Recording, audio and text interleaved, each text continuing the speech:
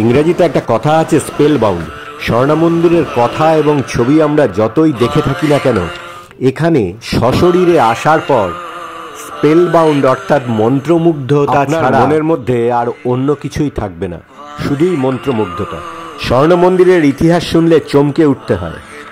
শুনেছি শুরু হয় স্বর্ণমন্দিরের ইতিহাস 1577 সালের দিকে চতুর্থ শিখগুরু শ্রী রামদাসের কেনা এই জমিতে। শিখেদের এই কেন্দ্রীয় আধ্যাত্মিক আশ্রয়ের ধারণাটি তৃতীয় গুরু শ্রী অমরদাসের মস্তিষ্ক এবং এটি পরিপূর্ণ রূপ পায় পঞ্চম শিখ গুরু অর্জন দেবের হাত ধরে, যিনি 1604 সালে পবিত্র ধর্মগ্রন্থ গুরু গ্রন্থ সাহেব প্রতিষ্ঠা করেছিলেন।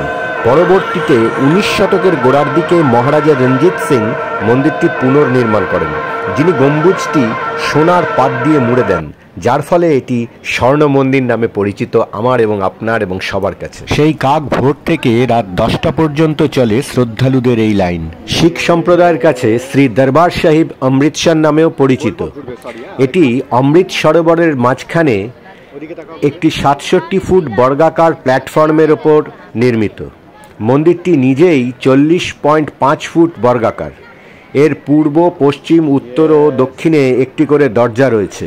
গুরু সাহেব অর্জন দেব এইভাবেই জাতি, লিঙ্গ এবং ধর্মের কোনো পার্থক্য ছাড়াই এটিকে সকলের জন্য অ্যাক্সেসযোগ্য করে তুলেছেন। অমৃত সরোবরের ওপরে নির্মিত স্বর্ণ মন্দিরে যাওয়ার জন্য জলের ওপরেই তৈরি এই 202 ফুট লম্বা ও 21 ফুট চওড়া এই সেতুটির ওপর দিয়েই আপনাকে স্বর্ণ মন্দিরের মূল ভবনের দিকে অর্থাৎ গুরুর দরজার দিকে যেতে হবে।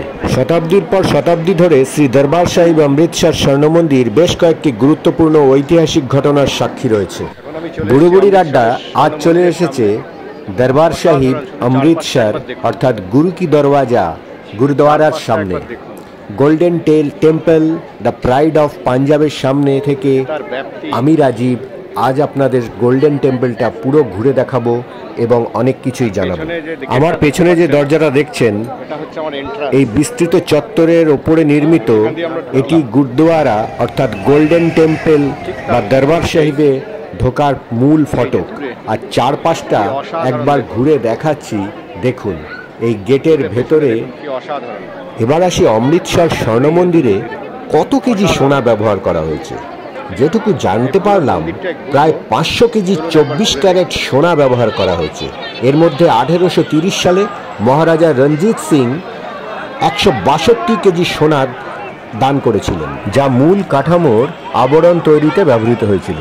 পরবর্তী 500 কেজি সোনা 1990-এর দশকে সংস্কারের সময় পুরো বাইরের অংশ ঢেকে দেওয়ার জন্য ব্যবহৃত হয়। ইন কন্ট্রাস্ট যদি বলতে হয়, তাহলে Vellore golden temple Shri Lakshminarayan temple ব্যবহার করেছে প্রায় 1500 কেজি সোনা। ভাবা যায়। আর এখন যে পয়েন্টে দাঁড়িয়ে আছি, এটি মহারাজা রঞ্জিত সিং স্ট্যাচু। এটি একটি চৌমাথা রাস্তা। এই বাঁদিকে যেদিকে ক্যামেরা ঘোরাচ্ছি, এই রাস্তাটি হচ্ছে গোল্ডেন টেম্পল যাওয়ার রাস্তা। দুপাশের বাড়িগুলি প্রায় একই রকমের রং করে দেওয়া হয়েছে। রাস্তার নিচে অর্থাৎ ফ্লোরিং যেটাকে বলে, সেটিও দেখুন কি অসাধারণ, বিদেশের কোনো রাস্তার মতো মনে হচ্ছে। আর সমস্ত দোকানের অদ্ভুত সাইনবোর্ডগুলিকে একই রকম প্যাটার্নে এবং একই রঙে করায় এক অদ্ভুত চেহারা নিয়েছে এই রাস্তাটি। এই রাস্তাটি আপনাকে বারবার টানবে। স্বর্ণ মন্দির তো টানবেই, কিন্তু এই রাস্তাটা পুরোটাই ঘুরে দেখাবো এবং রাস্তার দুপাশে অজস্র দোকান, জুতো থেকে শুরু করে বাদাম লস্যি, বালা, তলোয়ার সবই পাবেন এখানে। তবে ভীষণ দরদাম করে তবেই কিনবেন। ভীষণ শব্দটা এই কারণেই বললাম, প্রতিদিনই যখন একদিন বা দুদিন যে কদিনই থাকুন, যখনই স্বর্ণ মন্দিরের দিকে যাবেন, এই রাস্তাটার দোকানদাররা আপনাকে বারবার আমাদের কালীঘাটের চেয়েও বেশি বিরক্ত করবে এবং প্রত্যেকটি জিনিসই আপনাকে যথেষ্ট দর করে কিনতে হবে, না হলে আপনি অবশ্যই ঠকবেন।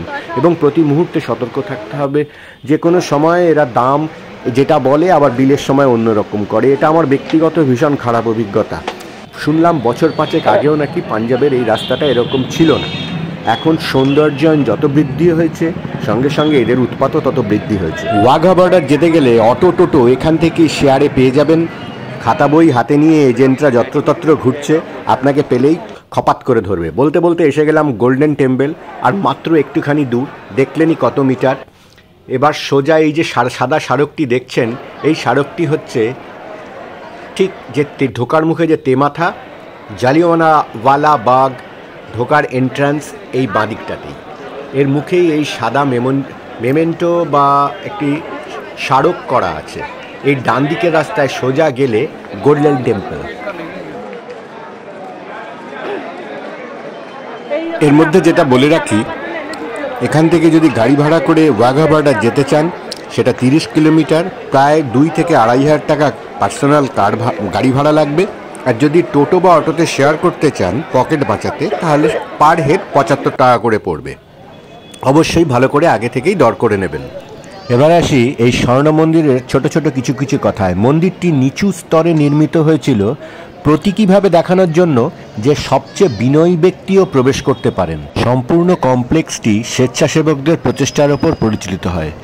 আপনার জন্য মাথা ঢাকার জন্য এখানে বিনা পয়সায় যে ওপরে কাপড়টা দেওয়া হয় সেটারও যোগান রয়েছে, জুতো রাখার যোগান, জুতো যেখানে রাখবেন সেটারও যোগান রয়েছে, সম্পূর্ণ ফ্রি সার্ভিস। মন্দিরে ঢোকার মুখে পুরীর মন্দিরের মতো জল অনবরত পরিষ্কার করা হচ্ছে, সেখানে আপনি পা ধুয়ে বাঁদিকে হাতও ধোয়ার বন্দোবস্ত রয়েছে। সম্পূর্ণ সেবার প্রতীক শিখ সম্প্রদায়, এবং তারা এখানে মন্দির কমিউনিটির রান্নাঘর রয়েছে, যেটাকে আমরা লঙ্গর বলে বেশি জানি। প্রতিদিন প্রায় 1 লাখ পর্যন্ত লোককে বিনামূল্যে খাবার পরিবেশনের বন্দোবস্ত রয়েছে। বলতে বলতে আমরা মেন এন্ট্রান্স দিয়ে ঢুকে পড়েছি। দেখুন ওপর থেকে আমরা এবার নিচের দিকে নামছি, নিচু স্তর যেটাকে বলছিলাম। এই লুকটা আপনাকে বলেছিলাম না শুরুতেই, স্পেল বাউন্ড করবেই করবেই করবেই।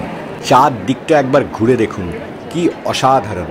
পাঞ্জাবের এই স্বর্ণ মন্দির পৃথিবীর শ্রেষ্ঠ স্থাপত্য শৈলীগুলির মধ্যে একটি বলে বিবেচনা করা হয়। ওই যে বলছিলাম, শতাব্দীর পর শতাব্দী ধরে শ্রী দরবার সাহিব অমৃতসর বা গোল্ডেন টেম্পল বেশ কয়েকটি গুরুত্বপূর্ণ ঐতিহাসিক ঘটনার সাক্ষী হয়েছে।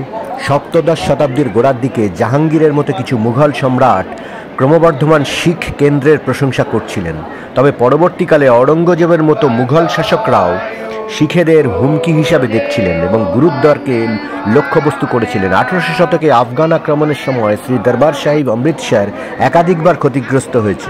বারবার হামলা সত্ত্বেও শিখ সম্প্রদায় প্রতিবারই স্বর্ণ মন্দিরকে সমহিমায় গড়ে তুলেছেন। এই দরবার সাহিব অমৃতসর কেবল একটি ধর্মীয় প্রতীকই নয়, বরং পাঞ্জাব ও ভারতের একটি সাংস্কৃতিক প্রতীকও। এর স্থাপত্য, সৌন্দর্য, আধ্যাত্মিক আভা এবং ঐতিহাসিক তাৎপর্য প্রতি বছর বিশ্বজুড়ে লক্ষ লক্ষ দর্শনার্থীকে আকর্ষণ করে। এখানে জলের ওপরে নির্মিত দরবার শরীফ স্বর্ণ মন্দির, পবিত্র গ্রন্থপাঠ, শিখ সম্প্রদায়ের সেবা নিষ্ঠা সব মিলিয়ে এক অসাধারণ পরিবেশ আপনাকে বারবার মোহিত করবে। রাত 10টার পরে এইভাবেই বাজনা বাজিয়ে পালকি নিয়ে সুন্দর শোভাযাত্রা বেরোয়। দিনভর গান, প্রার্থনা, ভক্তদের আগমন, জায়গাটা সরগরম হয়ে থাকে। এখানকার এক অদ্ভুত পজিটিভ ভাইব্রেশন, কিছুতেই এখান থেকে ছেড়ে বেরিয়ে আসতে আপনার মন চাইবে না। আমারও মন চাইছিল না এখান থেকে বেরিয়ে আসতে। মনে হচ্ছিল প্রায় রাত 10টা বাজতে যাচ্ছে, দর্শন প্রায় এরপরে বন্ধ হতে যাবে। এটা হচ্ছে ঢোকবার মুখ্য দরজা, এরপরে আর ক্যামেরা অ্যালাউ নেই, এরপরেই ক্যামেরা বন্ধ করতে হলো।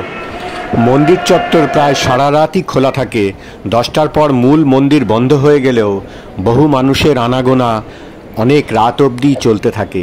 স্বর্ণ মন্দিরের ভোরের স্নিগ্ধতা ও রাতের ঝলমলে বৈভব, নিষ্ঠা, প্রশান্তি এক অদ্ভুত মিলেমিশে একাকার রূপ। অমৃতসর স্বর্ণ মন্দিরের ভেতরে চুইংগাম, রোদ চশমা, সেলফি তোলা এগুলো সম্পূর্ণ নিষিদ্ধ। ড্রেস কোড অবশ্যই আছে, মাথা ঢেকে ঢুকতে হবে এবং পবিত্র সরোবরে যে কেউ স্নান করতে পারে, তবে সাবান শ্যাম্পু ব্যবহার একেবারেই নিষিদ্ধ। গুরু রামদাসকে এই মন্দিরের জনক হিসাবে ধরা হয়। উনি গুরুদ্বারা প্রবন্ধক কমিটি অর্থাৎ এসজিপিসি স্বর্ণ মন্দিরের কাছে তীর্থযাত্রীদের জন্য বিনামূল্যে ঘর ও ডরমোটারির সুবন্দোবস্ত রেখেছে সেবামূলক ভাবনা থেকে, যাতে কাউকে রাস্তায় ঘুমোতে না হয় বা নিজেকে অবাঞ্ছিত না মনে করে। এখানের এই পবিত্র সরোবর প্রায় 15 ফিট গভীর, তার চেয়েও কয়েক হাজার গুণ বেশি গভীর এখানকার সেবা, নিষ্ঠা, ভালোবাসা, আত্মত্যাগ যা শিক্ষা দেবে তা অতুলনীয়। আজকের বুড়ো বুড়ির আড্ডা এইটুকুই।